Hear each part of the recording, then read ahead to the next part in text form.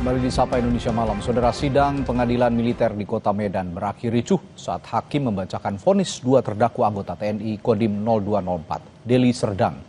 Kericuhan dipicu ketidakpuasan keluarga korban atas putusan hakim yang dinilai terlalu ringan.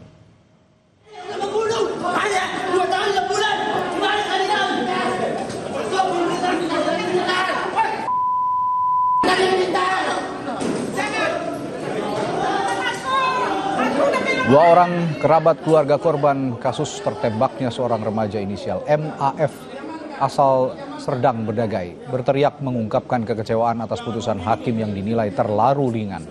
Keduanya lalu dibawa petugas keamanan sidang dan dibawa ke salah satu ruangan di kantor pengadilan.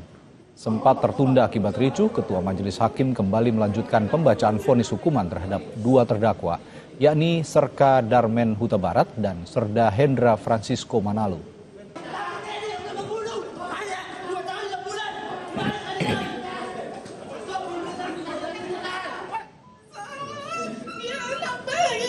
Dia sayang kali sama aku, rindu sama dia. Dia anak jadi nggak tahu apa artinya. Usai sidang, ibu korban mengaku sangat kecewa dengan putusan hakim yang terlalu ringan atas kematian anaknya yang tewas tertembak oleh oknum TNI. Dalam putusannya, kedua terdakwa divonis 2,5 tahun penjara dan dipecat dari institusi TNI. Sebelumnya kasus bermula ketika korban bersama temannya yang diduga geng motor hendak tawuran. Dua oknum TNI dan 4 warga sipil kemudian mencoba menghalau. Namun korban tertembak senjata api hingga meninggal. Dia anak jadi nggak tahu apa artinya. Saya nggak puas karena yang sipil aja yang membantu mereka aja dihukum 4 tahun penjara. Kenapa mereka cuma 2 tahun 6 bulan? Tidak terima, Bu? Saya tidak terima. Ya, setidaknya mereka di atas sipil 4 tahun ke atas. Sorotan lainnya, saudara, Kepala Kantor Komunikasi Kepresidenan Hasan Nasbi enggan menanggapi soal sosok yang disinggung tidak berkeringat, namun ingin masuk ke kabinet berkaitan dengan isu reshuffle. Hasan menegaskan kabinet merah putih solid. Tidak berkeringat tapi ingin masuk ke kabinet.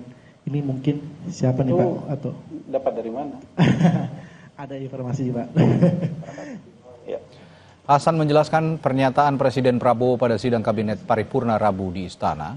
Prabowo menyinggung isu reshuffle yang merebak.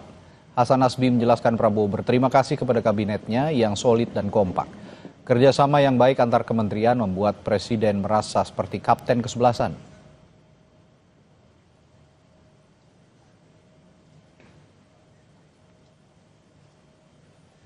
Beliau mengucapkan terima kasih kepada seluruh anggota kabinet yang dirasa bekerja sangat keras, sudah bekerja dengan sepenuh hati dalam tim yang solid, saling bekerja sama antar kementerian, jadi tidak satu kementerian bekerja sendiri-sendiri, tapi ada kerjasama yang baik antar kementerian dan lembaga, serta beliau merasakan sebagai ketua kapten kesebelasan, beliau merasakan kesebelasan ini sangat kompak.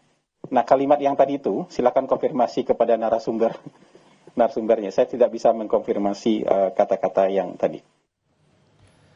Usai sidang kabinet paripurna Kamis kemarin, sejumlah menteri merespons soal Presiden Prabowo tak akan mereshuffle kabinet merah putih. Menko Infrastruktur dan Pembangunan Kewilayahan Agus Harimurti Yudhoyono bilang bongkar pasang kabinet merupakan hak prerogatif Presiden. Sementara Menteri Ekonomi Kreatif membenarkan Presiden tidak akan mereshuffle kabinet. Tentunya saya ingin tidak berkomentar di situ ya, yang jelas. Tapi benar. Prerogatif Presiden itu mutlak ya, terkait dengan itu semuanya. Dan beliau hanya ingin menyampaikan kepada kita semua, terus bekerja dengan fokus. Beliau mengapresiasi teamwork yang semakin solid. Pak, tadi Pak Presiden sempat bilang nggak sih kabinet ini nggak akan di reshuffle gitu? Tadi sempat bilang. Terakhir Pak. Ya, disampaikan itu. Seperti apa penyampaiannya Pak? Nanti tanya langsung sama Mensesnek. Ini aja PCO sama KSP yang bicara ya. Tetapi yang pasti bahwa Presiden menegaskan kabinet ini solid dan semua untuk diarahkan untuk program-program untuk rakyat ya. Sorotan selanjutnya, game online Roblox kini tengah jadi sorotan setelah Menteri Pendidikan Dasar dan Menengah Abdul Mukti melarang siswa untuk bermain Roblox karena banyak adegan kekerasan. Pemerintah pun tak ragu memblokir permainan Roblox jika terbukti mengandung unsur kekerasan. Roblox merupakan permainan platform game online yang diproduksi oleh pengembang game asal Amerika Serikat. Popularitas permainan game Roblox ini sudah populer sejak beberapa tahun terakhir di Indonesia, terutama di kalangan anak-anak dan remaja. Game ini memungkinkan pengguna untuk membangun dunia virtual sendiri, dan bahkan di dalam platform tersebut terdapat fitur obrolan yang beragam dengan pengguna lain yang ingin mereka ajak berkomunikasi. Menteri Pendidikan Dasar dan Menengah Abdul Mukti meminta orang tua mengontrol anak-anaknya agar tidak terpapar kekerasan di game online. Mendikdasmen juga mewaspadai game online yang bisa disusupi konten judi online. Kita pandu anak-anak kita ini untuk mereka tidak mengakses informasi-informasi termasuk game-game yang mengandung kekerasan. Apalagi, mohon maaf, sebagian dari game itu juga ada yang sudah mulai disusupi dengan judi online dan sebagainya, sehingga karena itu maka penggunaan gawai oleh anak-anak ini semaksimal mungkin dibatasi. Kontrol orang tua sangat penting agar Pemerintah tak ragu blokir game Roblox, apalagi jika permainan itu sampai memengaruhi perilaku anak-anak dan terbukti mengandung unsur kekerasan. Tidak hanya game Roblox, apapun itu. Berarti nanti apakah akan dilakukan pemblokiran terhadap game tersebut atau gimana gitu, Mas? Ya kalau memang kita merasa sudah melewati batas, ya apa yang ditampilkan di situ mempengaruhi perilaku dari adik-adik kita, ya tidak menutup kemungkinan kita mau melindungi generasi kita, nggak ragu-ragu juga kita. Kalau memang itu mengandung unsur-unsur kekerasan, ya kita tutup, nggak ada masalah. Menteri Komunikasi dan Digital Mutia Hafid mengatakan belum ada rencana pemerintah memblokir game Roblox. Kementerian Komdigi masih menunggu laporan evaluasi dari Direktorat Jenderal Pengawasan Ruang Digital terkait game Roblox sebagai acuan. Belum ada rencana, belum ada rencana sampai nanti ada kita lihat, kita evaluasikan, ada Dirjen Ruang Pengawasan Digital yang terus memantau. Itu belum ada penyampaian dari Dirjen tersebut, nanti kita lihat.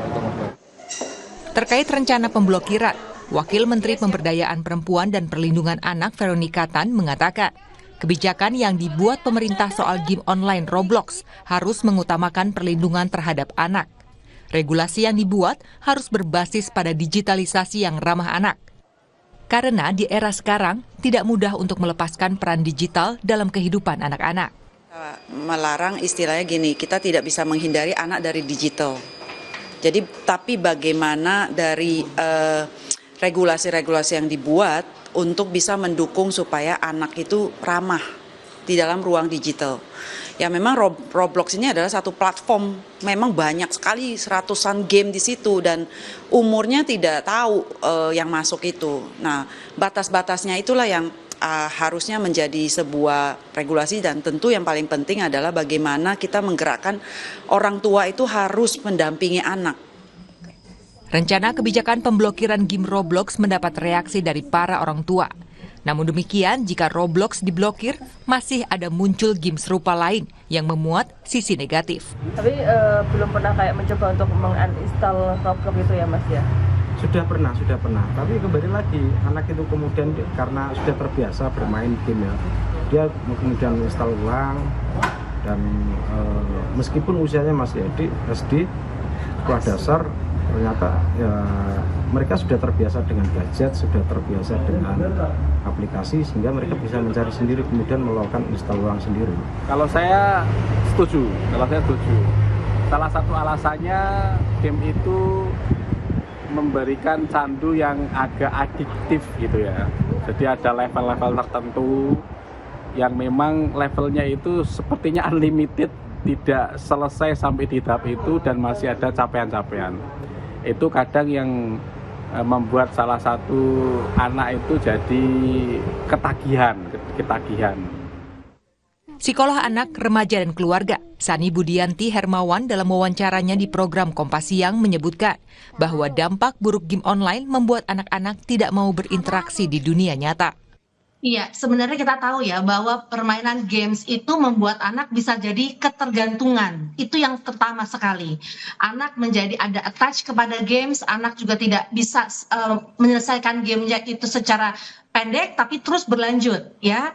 Dan game ini salah satunya yang memang lagi viral, di mana semua orang bermain. Bahkan kalau ada anak yang nggak main seakan-akan tidak era kekinian begitu. Jadi games yang sekarang ini itu yang kita khawatirkan ketika berbau kekerasan dan ada konten juga mengandung seksualitas begitu. Tapi yang terutama adalah bagaimana anak akhirnya attach dan kalau sudah ketergantungan, anak tersendiri tidak mau berinteraksi dengan yang lain, dengan dunia luar, dengan belajar misalnya, akhirnya konsentrasi pun semakin menurun. Nah ini yang juga menjadi masalah karena anak sendiri sudah merasa nyaman di dunia gamesnya dan berinteraksi di dunia gamesnya, padahal di situ banyak sekali mengandung unsur yang beresiko atau berbahaya. Selain pemerintah, peran orang tua dalam mencegah kecanduan dan paparan konten negatif di dunia digital sangat penting, terutama jumlah waktu dalam mengakses permainan agar tidak menimbulkan kecanduan. Tim Liputan, Kompas TV.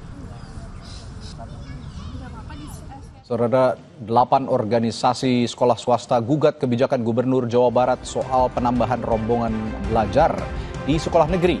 Gubernur Deddy Mulyadi siap layani gugatan itu. Kami punya pembahasannya setelah jeda di Sapa Indonesia Malam.